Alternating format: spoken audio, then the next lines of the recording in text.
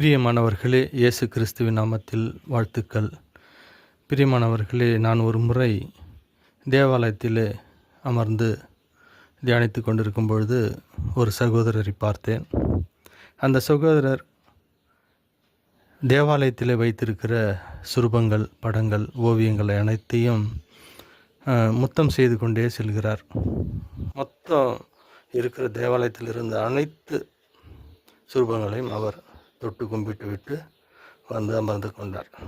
பிரியமானவர்களே, இந்த தேவாலயத்தில் வைத்திருக்கிற இந்த சுரூபங்கள் எதற்காக வைக்கப்பட்டிருக்கிறதுன்னா, தேவாலயத்தில் வைக்கப்பட்டிருக்கிற சுரூபங்கள் அதில் இருக்கிற நபர்களை நாம் அறிந்து அவர்களைப் போல நம்மை மாற்றி தேவனோடு கூட நம்மை இணைத்து கொள்ள வைத்திருக்கிறது. புனிதர்கள் என்று நாம் பெயர் சொல்லி அழைக்கிறோம். புனிதர்கள் என்றால் இந்த உலகத்தை ஜெயித்தவர்கள், தேவனுடைய புனிதத்தை அணிந்து கொண்டவர்கள். அதை போல தான் நாம் மாறி தேவனுடைய ராஜ்யத்துக்குள்ளே நுழைய தேவன் நம்மளை அழைக்கிறார். பிரியமானவர்களே, நாம் தேவாலயத்துக்குள்ளே போகும்போது ஒவ்வொரு புனிதர்களையும் பார்த்து அவர்களுடைய வாழ்க்கை வரலாறை தியானித்து அவர்கள் தேவனுக்கு உகந்த பிள்ளையாக எப்படி வாழ்ந்தார்கள் என்பதை நாமும் வாழ கற்றுக்கொள்வோம். இயேசு கிறிஸ்து சொல்லுகிறார், என்னுடைய சுவடுகளை விட்டு சென்றிருக்கிறேன், அதை பின்பற்றி வாழுங்கள். இயேசு கிறிஸ்து அவருடைய வாழ்க்கையை நமக்கு ஒரு பாடமாக வைத்துவிட்டு சென்றிருக்கிறார். பிரியமானவர்களே, இயேசு சொல்லுகிறார், உலகத்தை நான் ஜெயித்தேன், தைரியம் கொள்ளுங்கள், நீங்களும் ஜெயம் எடுக்கலாம் என்று. இந்த உலகத்தில் இதுவரையிலும் நாம் பாவத்தில் வாழ்ந்து இருந்தோமானால் தேவனுடைய இயேசு கிறிஸ்து நமக்காக சிந்தின இரத்தம் இன்றே நம்மை கழுவி விட்டது.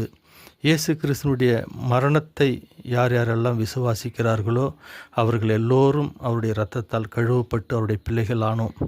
இனி வருகிற நாட்கள் அவரோடு கூட அவருடைய நுகத்தை ஏற்றுக்கொண்டு அவருடைய பாடுகளையும் அவருடைய தியாகங்களையும் நாமும் கற்றுக்கொண்டு அதை போல இந்த உலகத்தில் ஜெயிக்க, நீதிக்கு எதிராக வருகிற பாடுகளை நாம் சகித்து கொண்டு தேவனோடு கூட செல்ல நாம் அழைக்கப்பட்டிருக்கிறோம். யோவான் எழுதிய சுவிசேஷம் 14வது அதிகாரம் 3வது வசனம் இவ்வாறாக சொல்லுகிறது, நான் போய் உங்களுக்காக ஸ்தலத்தை ஆயத்தம் பண்ணின பின்பு நான் இருக்கிற இடத்திலே நீங்களும் இருக்கும்படி மறுபடியும் வந்து உங்களை அழைத்து செல்லுவேன் என்று சொல்லுகிறார். நான் இருக்கிற இடத்திலே உங்களையும் அழைத்து சென்று நீங்களும் என்னை போல இருக்க நம்மை அழைத்து செல்ல போகிறவராய் இருக்கிறார். பிரியமானவர்களே, தேவாலயத்தில் எப்படி இயேசு கிறிஸ்து நடுவராக இருக்கும்போது புனிதர்கள் எல்லாம் அதை சுற்றிலும் இருப்பது போல அலங்கரித்து வைக்கப்பட்டிருக்கிறதோ, இந்த நிழலை போல தான் நமக்கு பரலோகத்திலையும் நமக்கு ராஜ்யத்தின் ராஜாவாக கிறிஸ்து முன்னாக இருப்பார். நாமும் அவருடைய பிள்ளைகளாக அவரோடு கூட அவருடைய ராஜ்யத்தில் விற்றிருப்போம். அதற்கு நாம் செய்ய வேண்டிய காரியம், அவரை போல நாம் மறுரூபமாக்கப்பட வேண்டும், அவரை போல நாம் மாற வேண்டும். இயேசு கிறிஸ்து சொல்லுகிறார், குழந்தைகளைப் போல நீங்கள் மாறாவிட்டால் தேவனுடைய ராஜ்யத்தை சுதந்திரிக்க முடியாது என்று சொல்லுகிறார். எனவே பிரியமானவர்களே, நாம் மறுபடியும் பிறக்கிற அனுபவத்தை பெற்று இனி பாவத்தில் நாம் விழாதபடி நம்மை காத்து கொள்ள இயேசு கிறிஸ்துவின் வேலியாகிய வசனங்களையும் அவருடைய வாக்கு தத்தங்களையும் நாம் பெற்று அவரை போல வாழ முயற்சி செய்வோம். இறுதி நாட்களில் அவரோடு கூட நித்திய ஜீவனில் இளைப்பாறுவோம். எங்கள் அன்பு தகப்பனே, இந்த நேரத்தில் எங்கள் ஒவ்வொருவரையும் ஒப்பு கொடுக்குறோம்ப்பா. உம்முடைய இரத்தத்தால் இதுவரைக்கும் நாங்கள் செய்த பாவங்களை எல்லாம் கழுவி எங்களுக்கு சமாதானத்தை கொடுங்க.